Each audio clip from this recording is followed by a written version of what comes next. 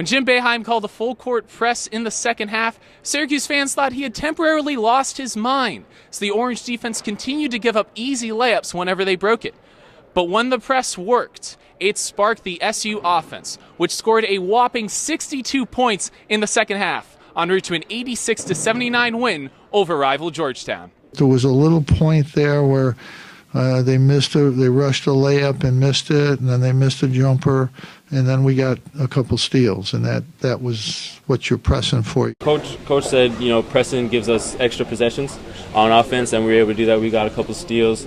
They turned over the ball. Sometimes they beat us down the court, but we were able to get right back. You're 10, 12 down. You can't win the game unless you either get them to miss a shot in transition or you get a steal. And we finally got a couple steals, and they missed a couple, and that's how we got back in it.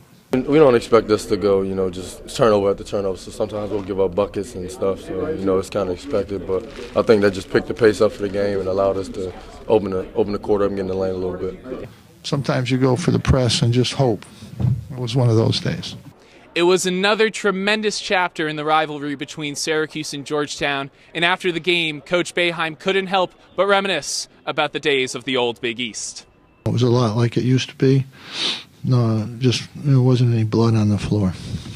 I was proud to be part of that. We fought Georgetown hard. It was bitter for a long time, but it was not at the end, and it's certainly not now, even though Big John always says something to get me mad, but he's earned that. He's entitled to do that.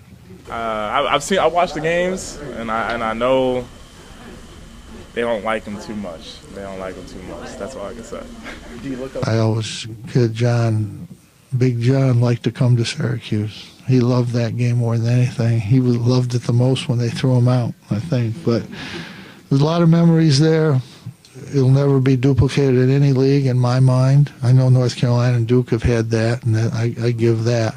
But Georgetown, Syracuse was, if you were there, you know what I'm talking about. If you weren't there, you missed something. This was a great game today. It was like a firecracker compared to a bomb. The Orange came down from a 13-point deficit in the second half to pull off the W. Their next matchup, Tuesday, back in the Carrier Dome against Buffalo.